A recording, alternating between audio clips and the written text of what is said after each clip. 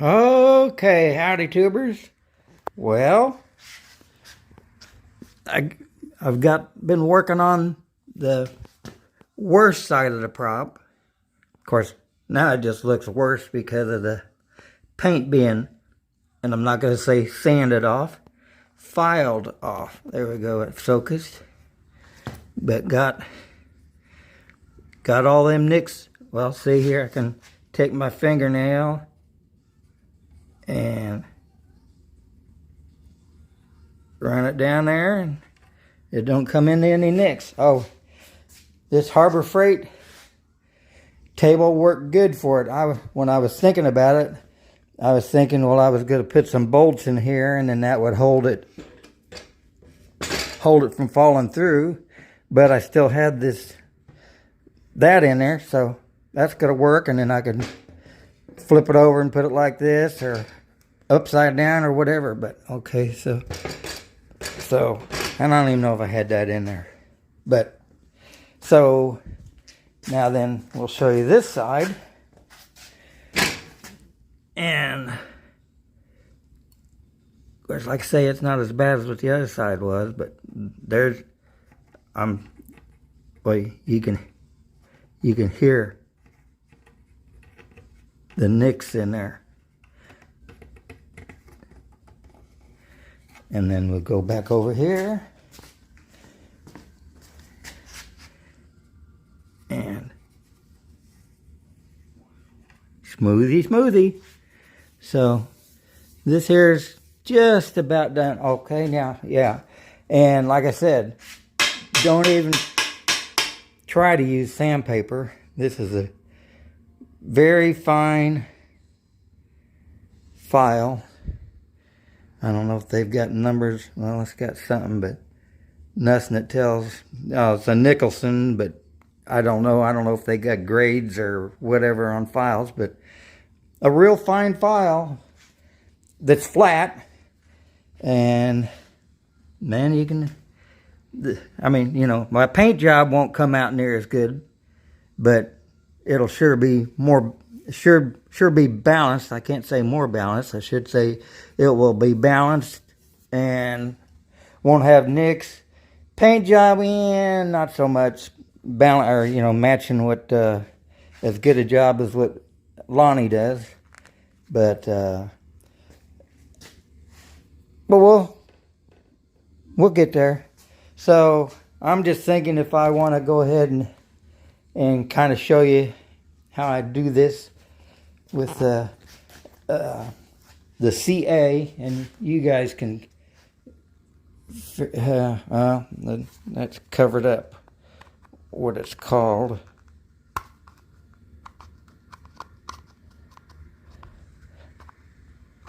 Now you know why we call it CA. Okay. Right there above my thumb, cyanoacrylate, CA. And I also use, it's a quick set, and I do use it. So it doesn't, you just put a little bit on and then kick it so it sets up, because you're wanting to build up in those nicks and stuff. And so you want it to set up, and then just put some more on there, hit it. So I think I'll do a little video with the stand. Okay, here we go.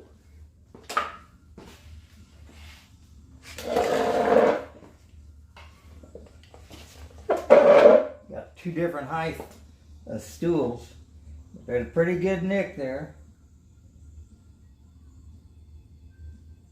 This bottle's about empty. I got more though.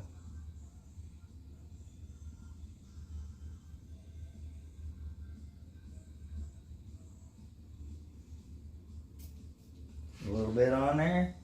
A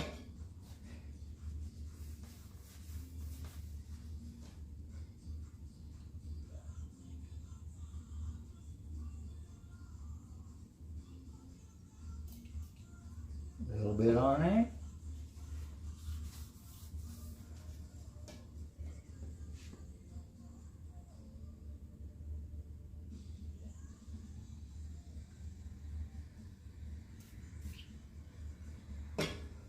Of course, when I get the B25 out here, this is, oh, I've got a pretty big gouge out there.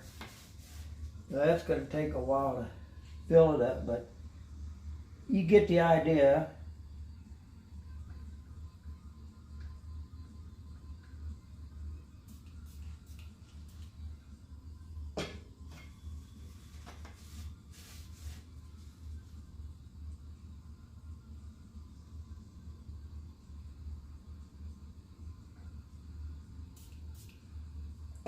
Now this glue's available. When I had a hobby shop, this was Bob Smith Industries. This is what they sell, and you could have your own, your hobby shop's logo on there.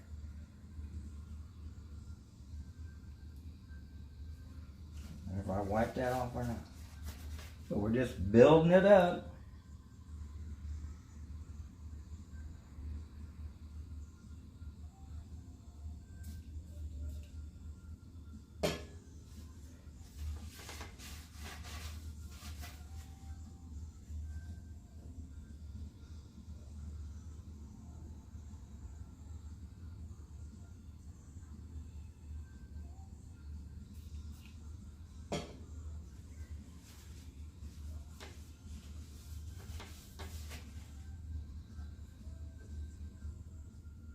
Boring, huh? But just don't put too much on at a time when you're building it up so it don't run down, so you got more filing to do like I did on the other side. I just went too fast.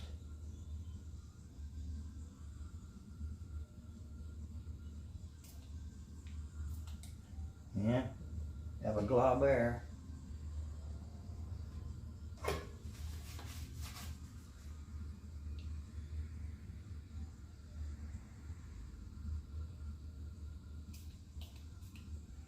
Okay, well, move that stuff. Yeah, it's still low there, but just show you with the file.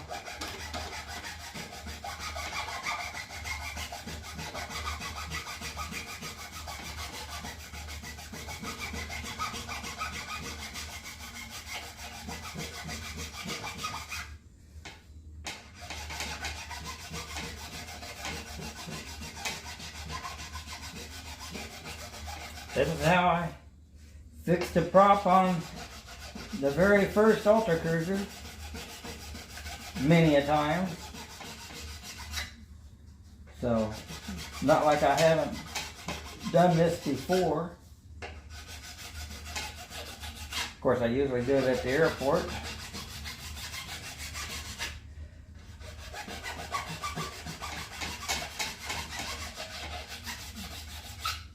Of course, once you get her close, well, then you can, of course, go like this and follow that curve. Of course, I still got a lot to fill out up there, but you get the idea.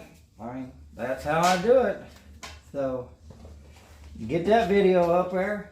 Hope everybody's having a good weekend, and thanks for all the support or comments and stuff on the H5, and have a good weekend, and may God bless you.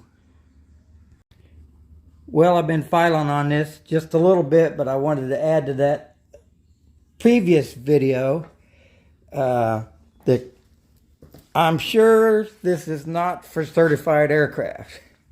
You shouldn't do this on a certified aircraft prop. And probably should say maybe only for ultralights. I'm not sure about like for light sport or experimental or whatever. I guess that might be okay because you're supposed to be able to do whatever you want on the experimentals. But I'll just say we'll just leave it for the ultralights, and now that's what I'll put in the title.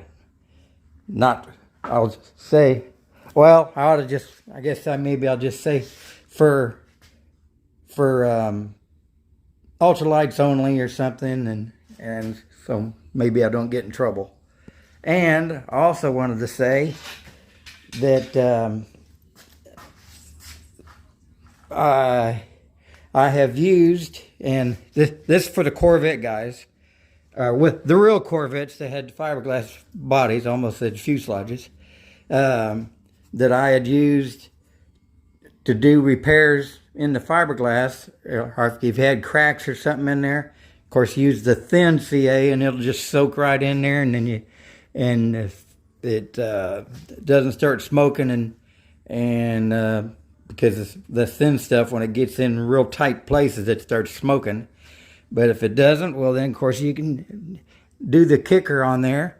And I've fixed on, well, on my second Corvette, I don't think I did anything on my first one, but on the second one, because I painted it, it sure did work great for doing repairs and stuff on my Corvette.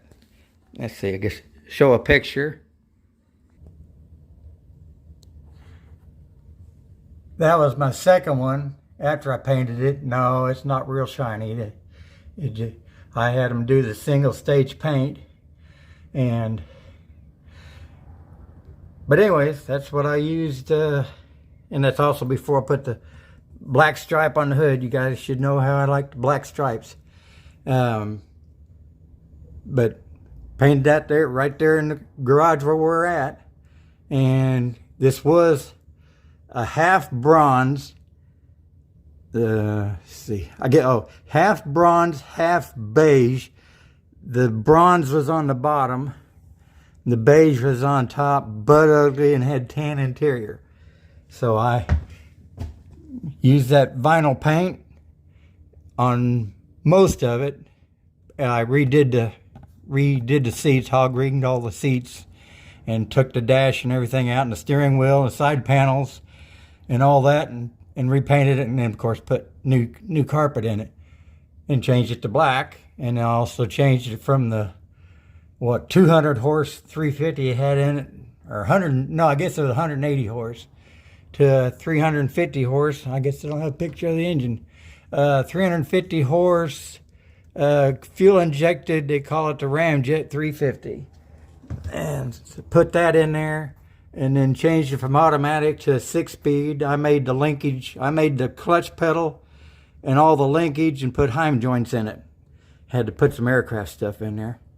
So, anyways, I just wanted to say that's what I did. Some of the repairs, well, no, wait, was it? No, it was the right rear quarter when I got it. It was flopping back. There we go. The right rear quarter when I got it was flopping back there and had all kinds of cracks. The guy had backed into something, and